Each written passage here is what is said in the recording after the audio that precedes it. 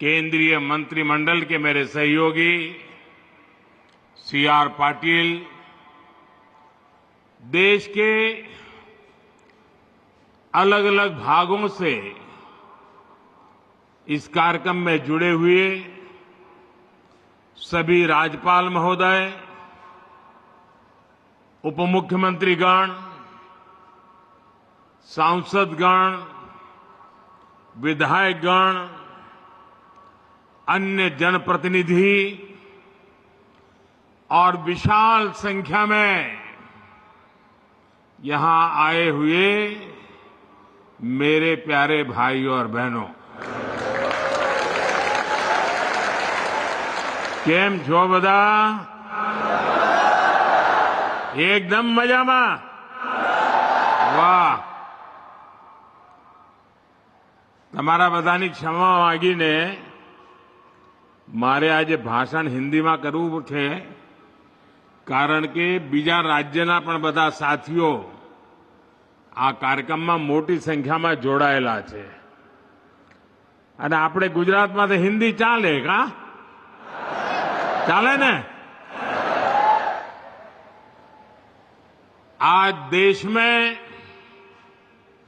गणेश उत्सव चारों तरफ उत्सव की धूम है। घरों में भी गणपति विराजित है। आज मिलाद उन नबी भी है। देश के अलग अलग हिस्सों में कई त्योहार और पर्व मनाए जा रहे हैं। उत्सव के इस समय में भारत के विकास का उत्सव भी निरंतर जारी है।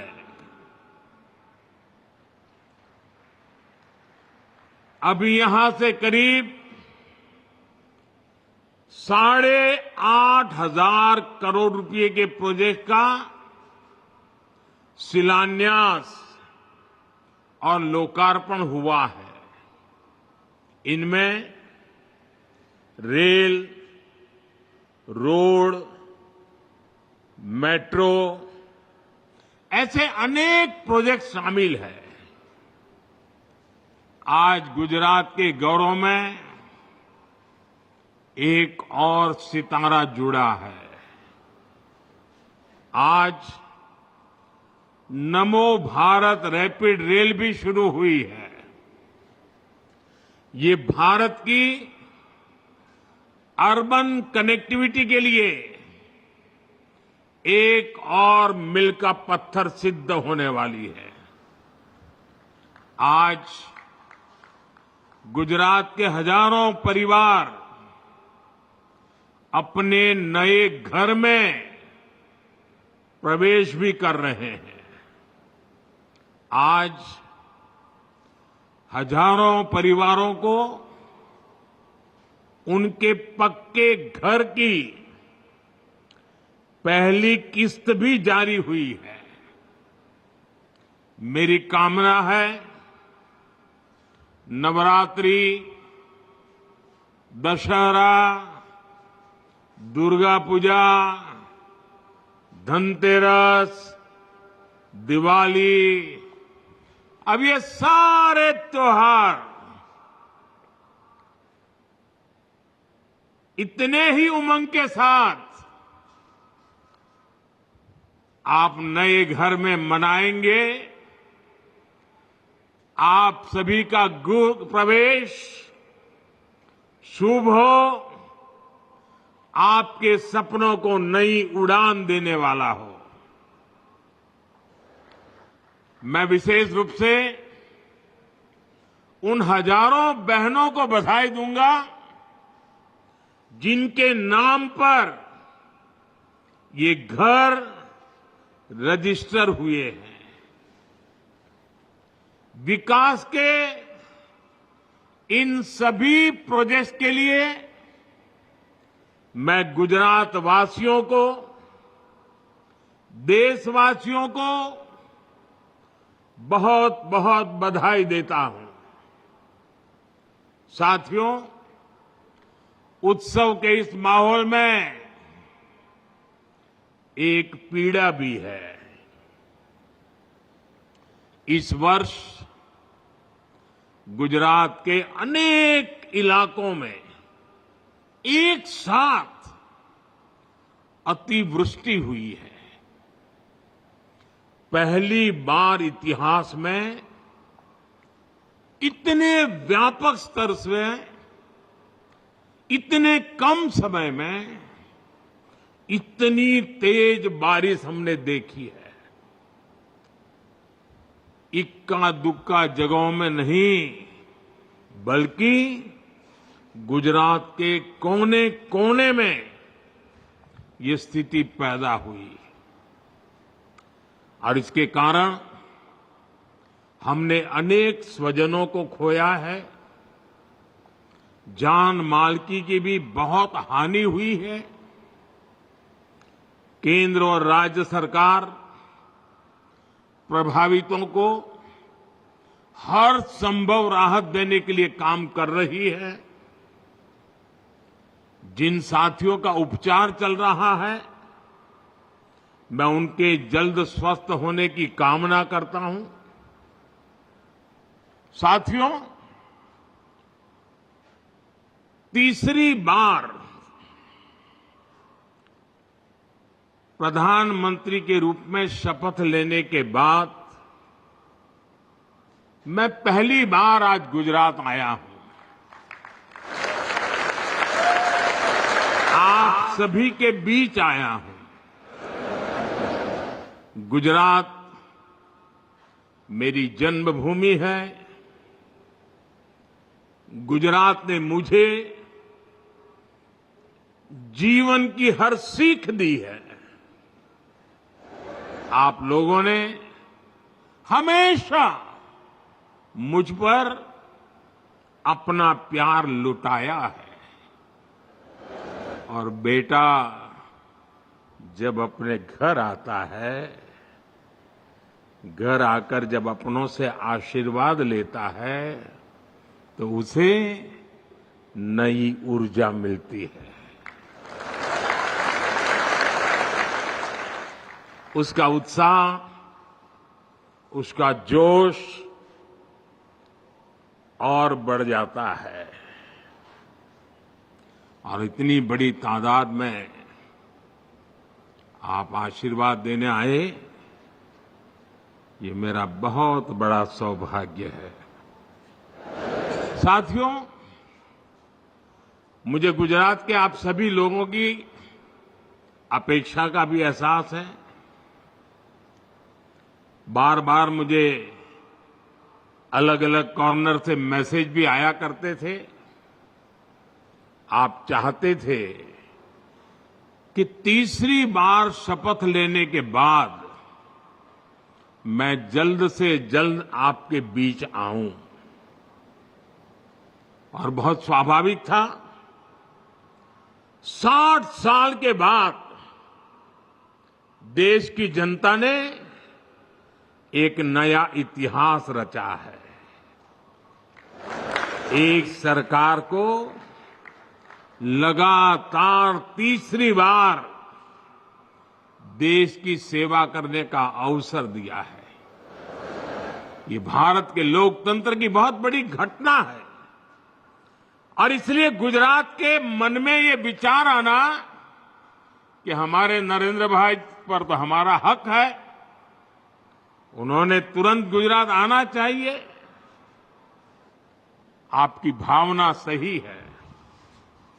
लेकिन राष्ट्र प्रथम का संकल्प दिलाकर आप ही लोगों ने मुझे दिल्ली भेजा है। मैंने लोकसभा चुनाव के दरमियान आप लोगों को, देशवासियों को एक गारंटी दी थी। मैंने कहा था कि तीसरे टर्म के पहले 100 दिन देश के लिए अभूतपूर्व फैसले लिए जाएंगे। बीते 100 दिनों में मैंने दिन नहीं देखा, रात नहीं देखा। 100 दिन के एजेंडे को पूरा करने के लिए पूरी ताकत झोंक दी। देश हो या विदेश, जहां भी जो भी प्रयास करने थे वो किए। कोई कोर कसर बाकी नहीं छोड़ी। और आपने देखा होगा पिछले 100 दिन में न जाने कैसी कैसी बातें होने लगी। इस दौरान मेरा मजाक उड़ाने लगे।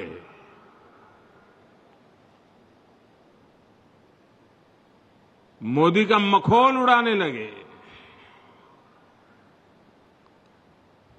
भांति भांति के तर्क वितर्क बताते रहे, मजा लेते थे।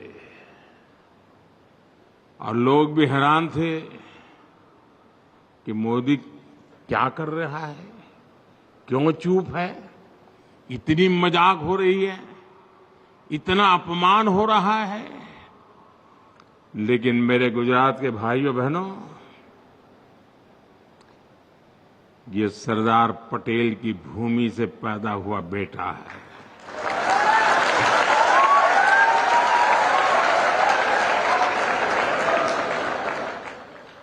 हर मजाक, हर मखौल, हर अपमान को सहते हुए एक प्रण लेकर के 100 दिन मैंने आपके कल्याण के लिए, देश हित के लिए नीति बनाने और निर्णय लेने में जुटा लिए। और तय किया था जिनको जितना मखौल उड़ाना है उड़ा दो, उनको भी तो मौज आएगी यार। ले लो ले लो। और मैंने तय किया था मैं एक भी जवाब नहीं दूंगा। जिस रास्ते पर मुझे देश के कल्याण के मार्ग पर चलना है,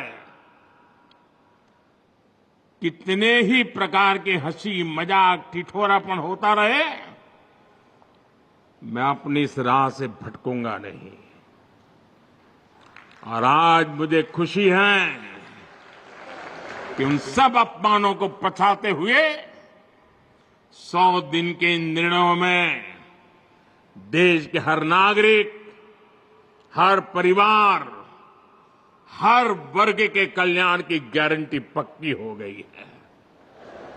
इन 100 दिनों में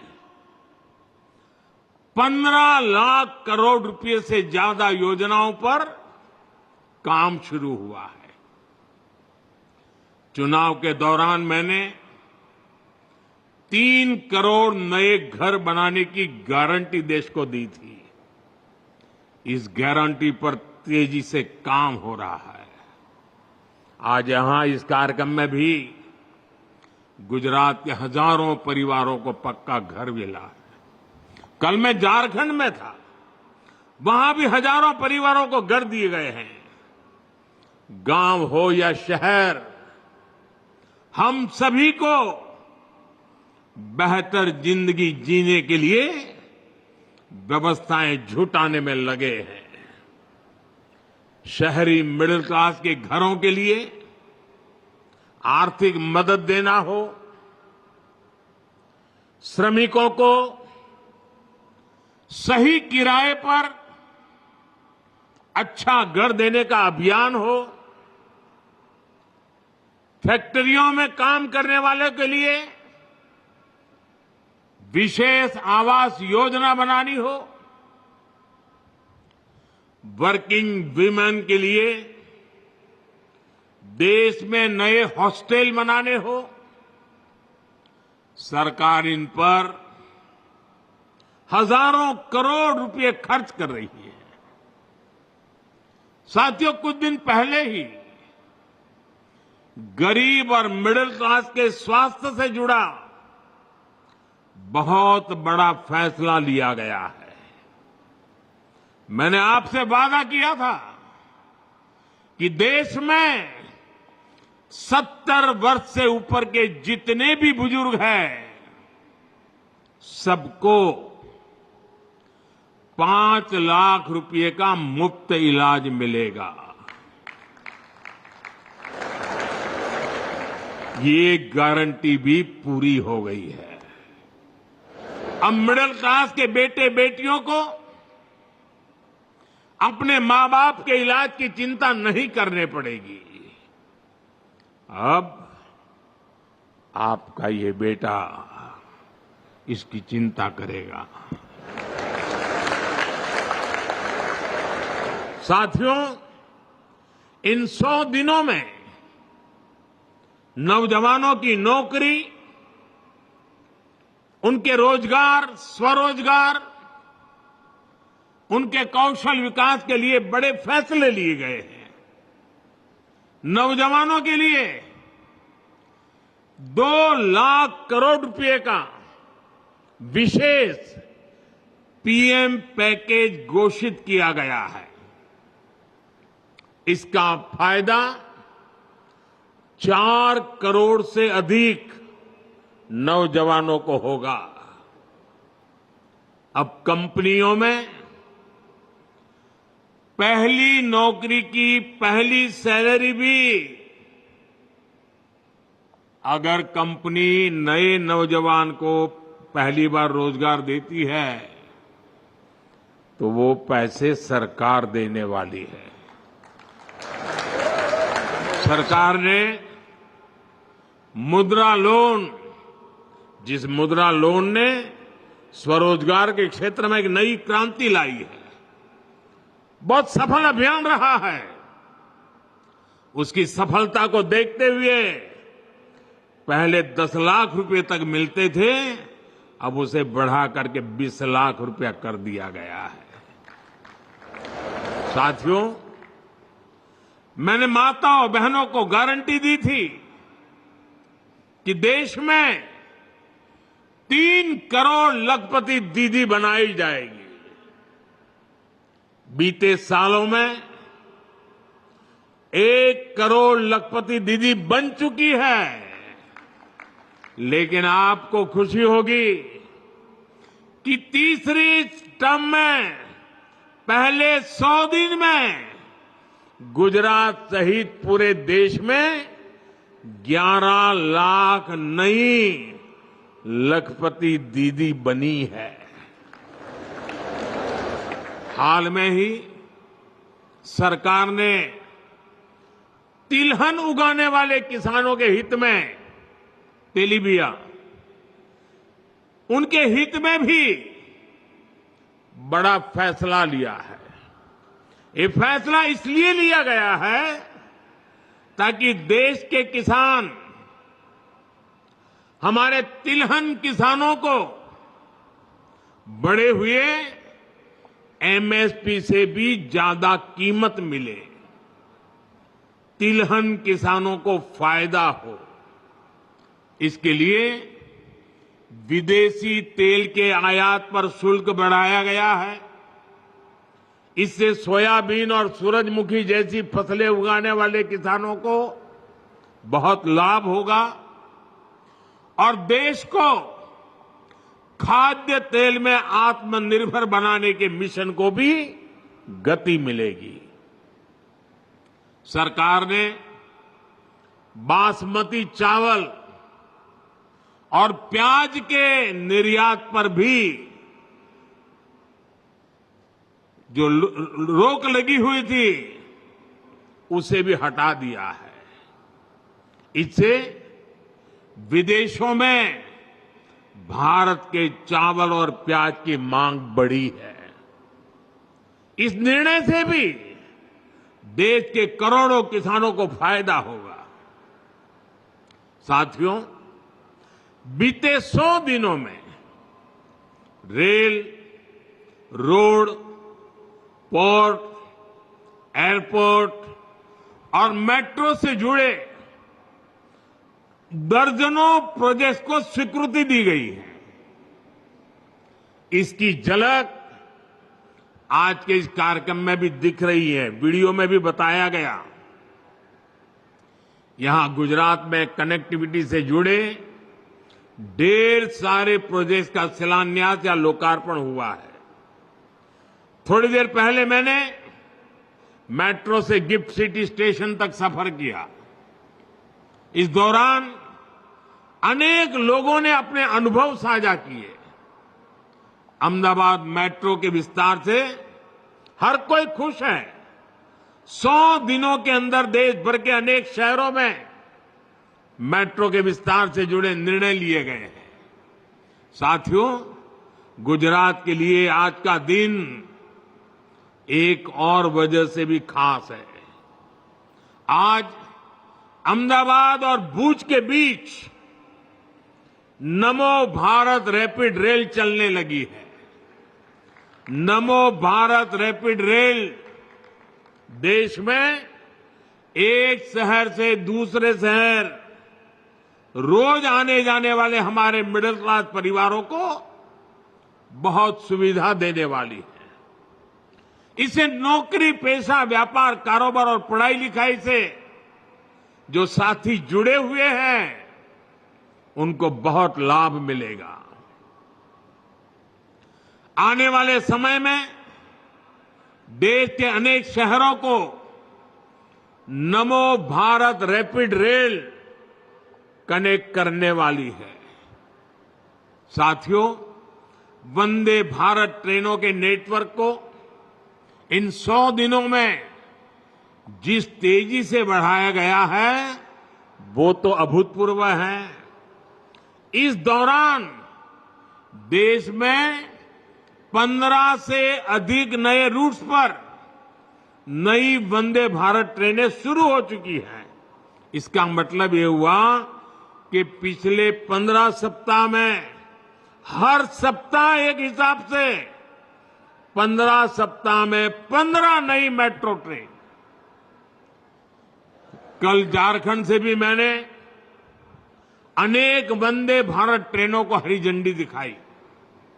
आज भी नागपुर सिकंदराबाद, कोल्हापुर पुणे, आगरा कैंट, बनारस, दुर्ग विशाखापट्टनम, पुणे हुबली वंदे भारत ट्रेन शुरू हुई है।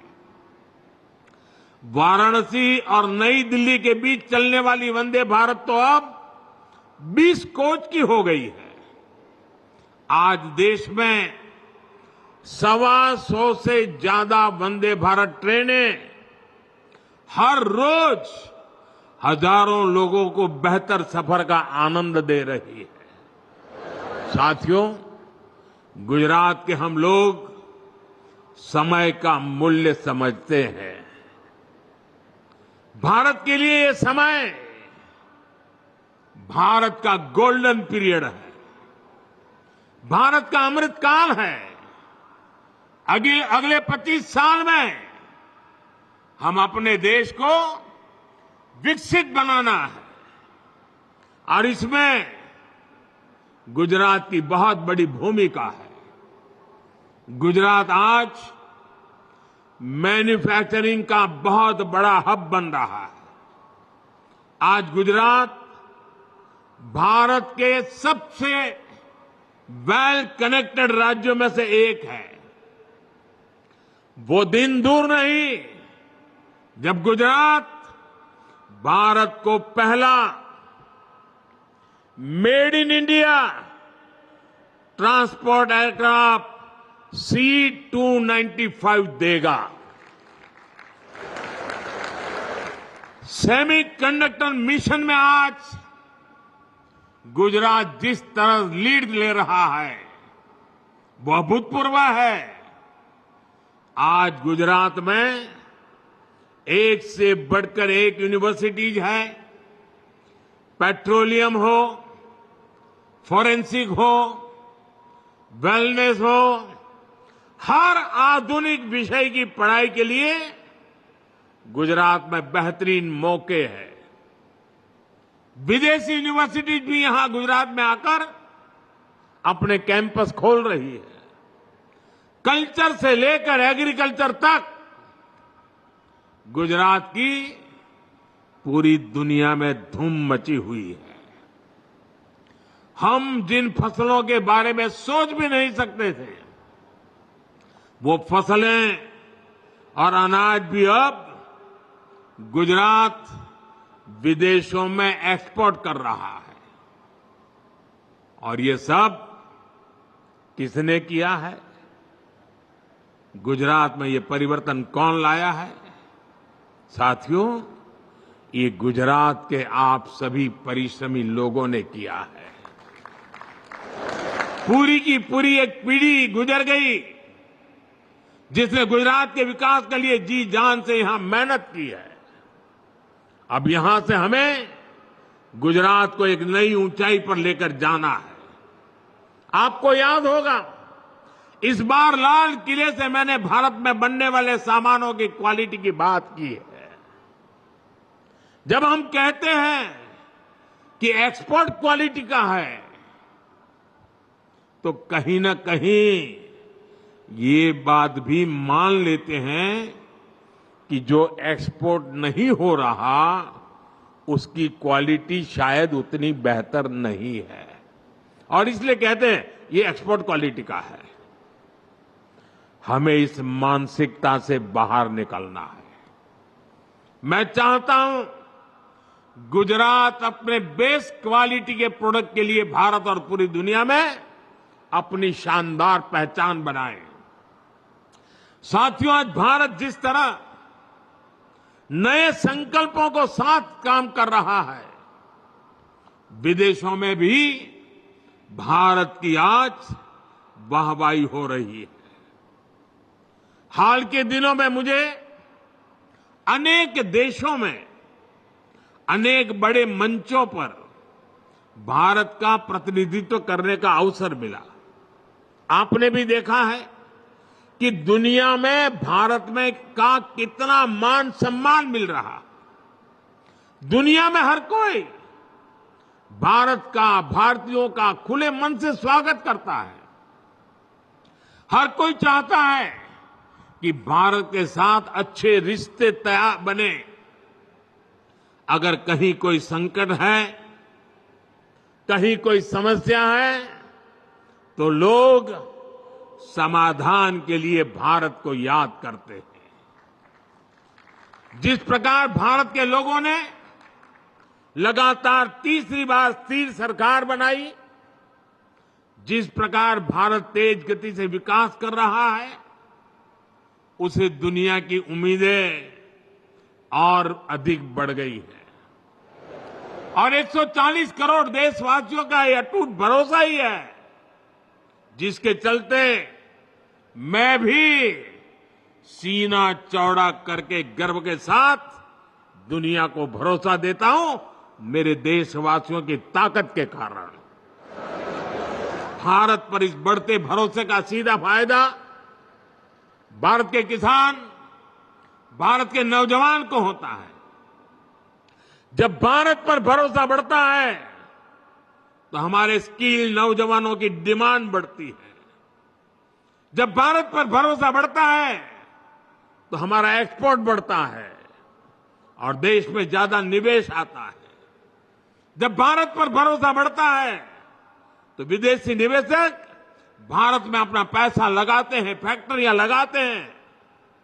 भाइयों और बहनों, एक तरफ हर देशवासी पूरी दुनिया में भारत का ब्रांड एम्बेसडर बनना चाहता है, अपने देश को, उसके सामर्थ्य को आगे बढ़ाने में लगा है। वहीं देश में ही नेगेटिविटी से भरे कुछ लोग उल्टा काम कर रहे हैं। For more such videos, subscribe to the NewsX YouTube channel, hit the bell icon.